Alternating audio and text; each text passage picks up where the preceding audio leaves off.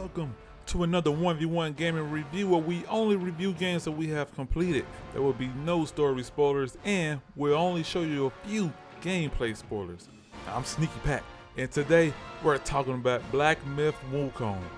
I want to start out by saying that Black Myth Wukong is not a Souls-like for the most part, nor is it completely a boss rush type of game, and it's also not exactly like the revamped 2018's God of War. It's a mixture of all three. And for this to be GameSign's first big game outside the mobile gaming market, I would have to say that they have gone beyond my expectations. However, there may be some issues that could impact your decision on buying the game. One issue I want to address right now are the invisible walls. If you don't know what invisible walls are, this refers to an invisible boundary that restricts movement or access to a specific area without presenting a physical barrier. This is not a problem in most games today, but in Black Myth Wukong, you'll have to deal with this the entire time until completion. Another area for improvement I encountered was the absence of a map. As the game progresses to Chapter 3, the environment expands significantly, making it challenging to navigate due to all the invisible barriers.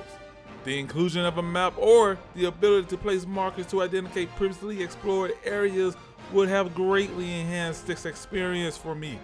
Without a map, you can, and I promise you that you will also get lost at some point. While I'm on the negative side, another issue I had problems with were the first time I came across enemies that attacked from a distance. Once you first come across an enemy type like this, you're just not equipped to handle it without some unnecessary frustration. For those of you who are used to Souls-like type games, you should have an idea of where I'm coming from. Another thing I'm going to complain about are some of the bosses. There are a lot of them, and some, well, okay, very few bosses have very bad hitboxes. I'm not going to show you the bosses with the bad hitboxes, but please just believe me when I say it makes those fights highly unfair because you can't hit and cause damage when you think you should be able to. The last thing I personally didn't like about the game is that the menus are running at 30 frames per second. The game itself is 60 FPS with minor drops, but when you're navigating the menus, it's a tad bit sluggish. I know this is me nitpicking, but it's there. Okay, so I've taken 2 minutes to complain and get the negatives out of the way. Let me get to the good parts about Black Myth Wukong. 黄风流八百里，曾是怪为富饶地。一朝书怀贫困起，午夜朝起妙人起。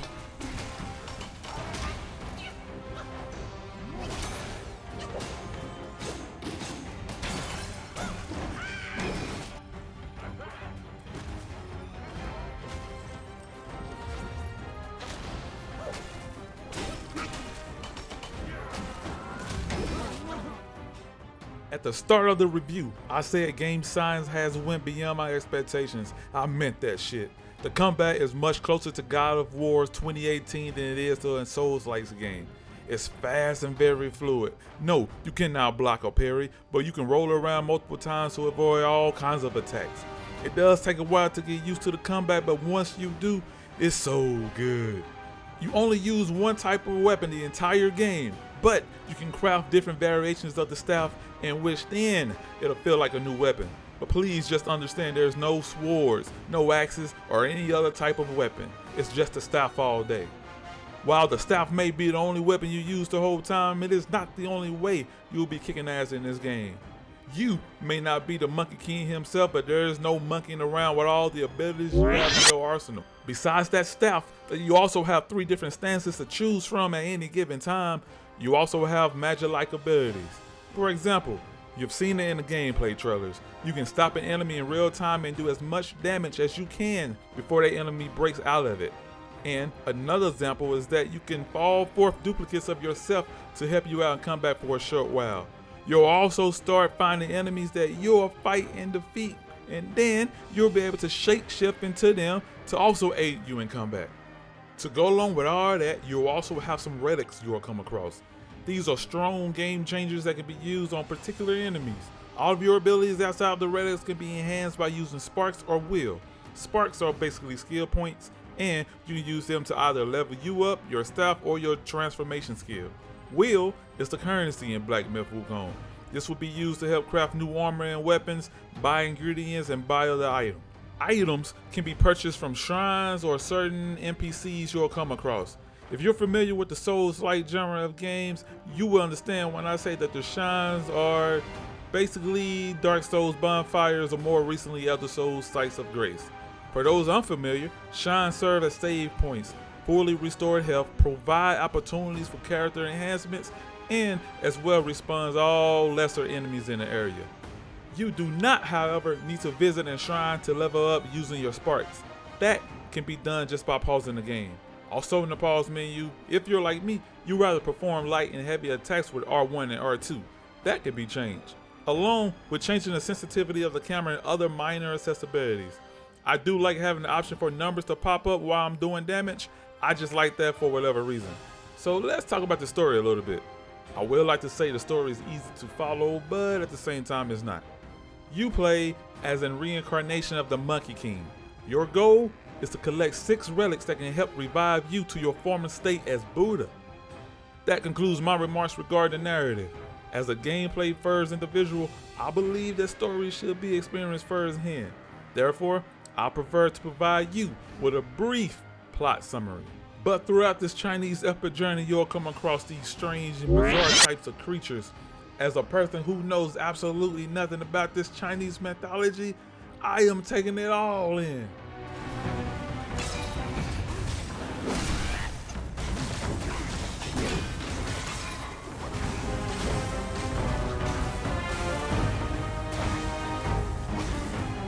You never know what you're going to encounter. I just love the fact that while this game isn't as hard as any Souls-like game, you still cannot get too comfortable because you just never know when you're going to come across a boss or a mini boss. And let's talk about bosses for a little bit again. There's a lot of them. I believe some were put in the game to show you how much of a badass you can be. Some were put in the game just to keep you on your monkey toes, and others were put into the game simply just to raise hell for you. Again, Black Myth Wukong is not as hard as the Souls-like games, but some bosses will test you to the max. I was stuck on this one boss for 2 hours. It was a hidden optional boss, but it took me a whole 2 hours to beat him with just an inch of health left. There was another boss that took me about 20 minutes to beat as well. I will say that the 20-minute boss fight was my fault due to my build. Also, I like to state again that this is not a full-on boss rush type of game. I will not put this in the same category as Fury or Cuphead. There's just a lot of bosses to tackle, but still a lot of exploring to do as well. Black Myth Wukong first 2 chapters are linear, but come chapter 3, I'm telling you, you will wish you also had a map to use. Chapter 2 took me over 5 hours to complete, and chapter 3 took me longer than chapter 1 and chapter 2 combined to complete, and I still feel like I missed out on a lot of stuff. In addition to being substantial, a significant portion is also concealed. The side quests are very similar to the side quests of Dark Souls. Although in my opinion these levels can be considered semi-open world starting in chapter 3, I must emphasize that their visual appeal is consistently stunning. The Unreal Engine 5 employed in this game is truly remarkable. While I have played other games such as Immortals of Avium and 2023 Lords of the Fallen, which also utilize the Unreal Engine 5, I have never encountered a game with such exceptional graphical quality.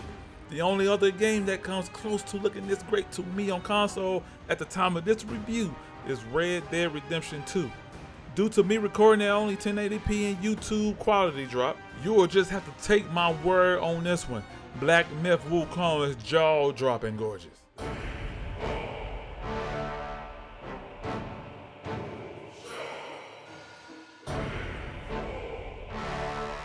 Black Myth Wukong, yes, it exhibits certain areas for improvements, particularly in terms of quality of life enhancements. However, it undoubtedly stands as one of the finest action role-playing games I have ever experienced. The combat system, while initially is very much accessible, it later on demands attention and practice to achieve mastery. The variety of adversaries you will encounter is extensive and seamlessly random. Boss fights are more mirror replicants of one another. Each primary boss fight is entirely distinct from the others. Some boss fights are on the same scale as the boss fights in God of War 3. I'ma just say, if you know, then you know. There is also a wide range of builds available in which I have intentionally refrained from diving into in this video. But I do want you to be aware of their existence. This world is full of the unknown and is simply stunning to behold. I've also chosen not to discuss the excellent music because you have been hearing some of it in this review. The game provides you with the opportunity to continuously unlock new content throughout its entirety. That's without the inclusions of any microtransactions. You can sense the passion and dedication poured into this game's development from the beginning to the end.